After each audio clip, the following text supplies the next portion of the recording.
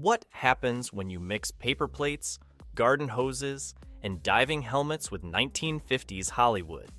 The most hilariously terrible sci-fi movies ever made.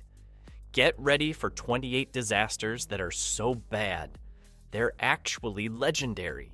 From aliens wearing gorilla suits to spaceships dangling on fishing line, these movies turned rock-bottom budgets into pure entertainment gold. Let's get into it, fantasy sci-fi. Plan 9 from Outer Space from 1959. Now this one's special. Picture this. Flying saucers made from paper plates hanging on fishing line. The graveyard scenes used cardboard tombstones that wobbled in the wind. But here's the really interesting part. When their star, Bela Lugosi, sadly passed away during filming, they replaced him with someone much taller. Their solution? Have the new actor hold a cape over his face the whole time. The director, Ed Wood, didn't have much money. But what he lacked in budget, he made up for in pure determination. People still watch this movie today, not because it's good, but because it's wonderfully, memorably bad. Robot Monster from 1953. Get ready for this one. The terrifying alien robot is, wait for it, just a guy in a gorilla costume wearing a diver's helmet. They made this movie for only $16,000, which was pocket change even back then. In the story, this space robot lives in a cave, complete with a bubble machine, and claims he's killed everyone on Earth except 6 people. You can literally see the director's backyard in most scenes. The funniest part, when the robot climbs rocks, you can hear the actor inside the suit breathing heavily. It's like watching a Halloween costume party that somehow turned into a movie. Catwomen of the Moon from 1953. Imagine space explorers finding women in black tights and cat ears doing ballet on the moon. The moon's surface looks exactly like a high school gym floor with painted rocks scattered around. These Catwomen try to steal the astronauts' spaceship by doing interpretive dance numbers. Yes, really. The low-gravity scenes are just actors jumping around in slow motion. The moon cave looks like someone's basement with bed sheets hanging as walls. Even the actors later admitted they couldn't keep a straight face during filming. The best part comes when the Catwomen perform their sacred moon dance, which looks exactly like a beginner's dance recital. Mesa of Lost Women from 1953. This movie will drive you crazy with its endless guitar music that never, ever stops playing.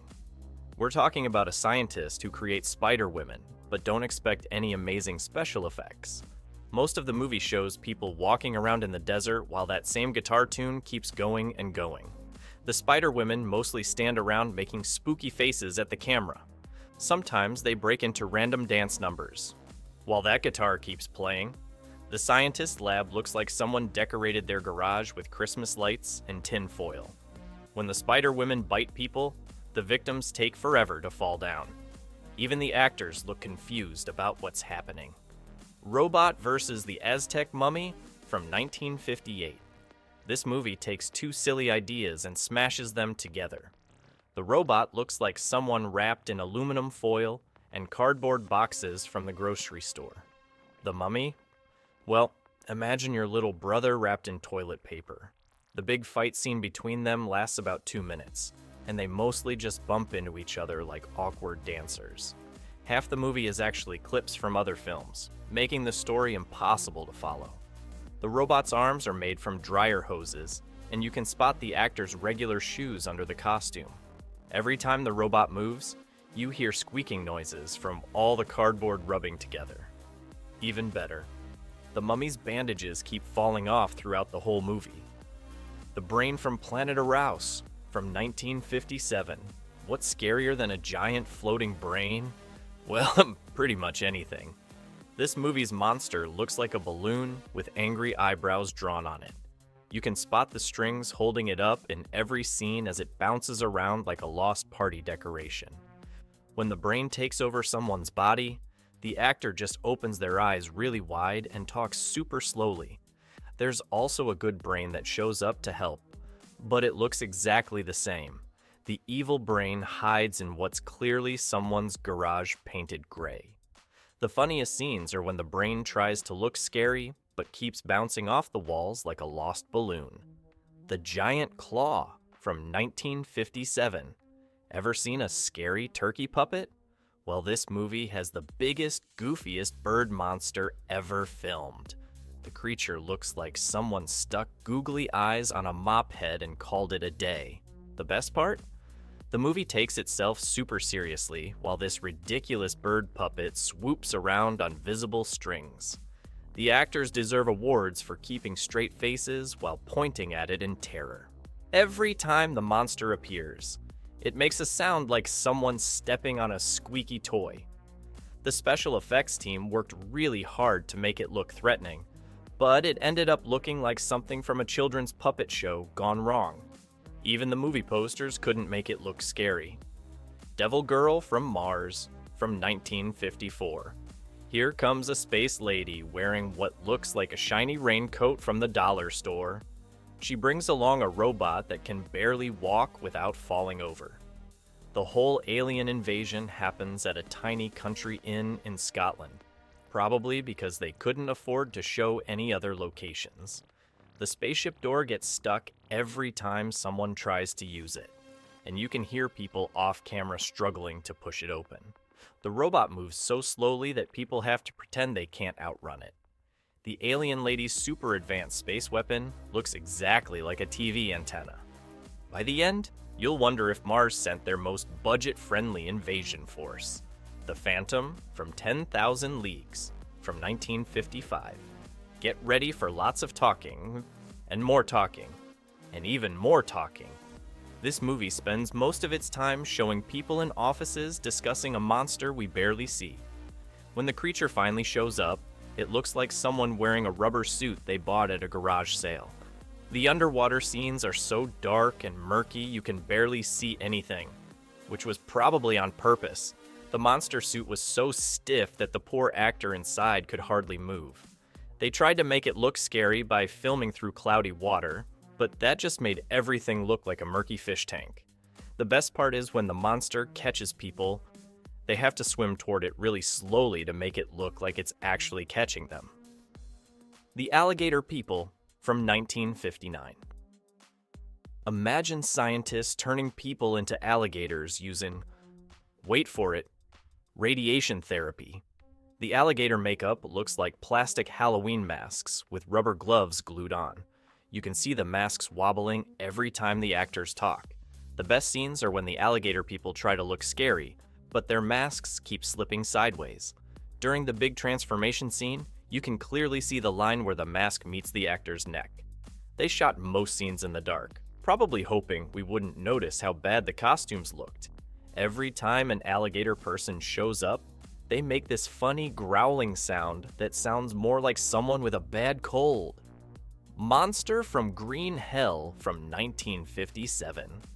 This movie tries to scare us with giant wasps, but they're just regular wasps filmed really close up. They put tiny model trees and buildings in front of regular wasp footage to make them look huge. Half the movie is just random clips of African animals that have nothing to do with the story. The actors walk around places that look nothing like Africa, probably filmed in someone's backyard. When the wasps attack, you can see right through them because they did such a bad job putting the footage together. The scientists in the movie keep talking about how dangerous these wasps are, but mostly we just see fuzzy images of regular insects buzzing around toy buildings. Attack of the 50-Foot Woman from 1958. This movie proves that bigger isn't always better. The giant woman effect is done by simply putting a regular-sized hand over tiny model buildings. When she's supposed to be walking through town, you can tell it's just a photo of the actress pasted onto the background. The special effects team had such a tiny budget that they could only afford to show her hand and face most of the time. The movie poster looks amazing, but the actual movie looks like someone's school project. The funniest scenes are when she's supposed to be destroying the town, But it's obviously just someone's hand knocking over toy houses. Even the screaming crowds are clearly just 3 or 4 people running back and forth. The Beast of Yucca Flats from 1961. This movie is so bad they decided not to record any sound while filming. Instead, someone just talks over everything, trying to explain what's happening, and failing. The main monster is played by Tor Johnson, a wrestler who spends most of the movie wandering around in the desert looking sunburned. The funny part? They filmed most of his scenes from behind because they couldn't afford good monster makeup. When people run away from the monster, he's usually not even in the same shot. The narrator keeps saying dramatic things like, "Flag on the moon? How did it get there?" Which has nothing to do with anything happening on screen. You can sometimes see cars driving by in the background, even though this is supposed to be a deserted atomic testing ground. Teenagers from Outer Space from 1959. First off, none of these teenagers look younger than 35. The movie was made for just $14,000, and it really shows. The alien's deadly ray gun is actually a gas station nozzle painted silver. Their spaceship? A toy rocket you could buy at any store. The scariest monster in the movie is, wait for it, the shadow of a lobster projected on a wall. When people get zapped by the ray gun, they just fade away using the cheapest special effect ever. They simply stopped the camera and had the actor walk away. The alien teenagers wear regular clothes with plastic belts, and their leader sounds like he's reading his lines for the first time. The Astounding She-Monster from 1957. Made in just 4 days, this movie features a glowing alien woman in a sparkly bodysuit who kills people by touching them. The costume was so tight the actress could only walk with her arms stretched out like a zombie. Every time she appears, they just turn on a bright light and add some sparkly effects. The whole movie takes place in the woods, because they couldn't afford to build any sets. People keep disappearing and reappearing in the story with no explanation. The alien never speaks. Probably because they couldn't figure out how to make her mask move. When she touches people, they just fall down really slowly while dramatic music plays. Queen of Outer Space from 1958. This might be the most fashion-conscious space movie ever made. It's about a planet of space women who wear evening gowns and high heels. In space, their advanced alien technology looks like Christmas lights taped to cardboard boxes. The space helmets are clear plastic bowls turned upside down. The evil queen wears a mask because she's supposedly hideously scarred, but really because they couldn't afford more makeup effects. All the space ladies have perfect hair and makeup, even in the middle of space battles. The best part? Their advanced space weapons make a sound exactly like someone shaking a metal sheet. When their spaceship lands, it's obviously a toy on a string being lowered past a painted backdrop. Invasion of the Neptune Men from 1961. This movie loves to reuse the same explosion footage over and over and over again. The Neptune Men look like they're wearing leftover robot costumes from a high school play, complete with tin-foil helmets. The space battles use toy rockets on visible strings, and sometimes you can spot the hands holding them. Japanese superhero Space Chief shows up to save the day, but his flying scenes are just him bouncing up and down in front of a moving background. Every time the aliens attack, they show the same building exploding about 5 different times. The best part? They keep switching between day and night in the same scene. The alien spaceship looks like an upside-down soup bowl with Christmas lights glued to it. Bride of the Monster from 1955.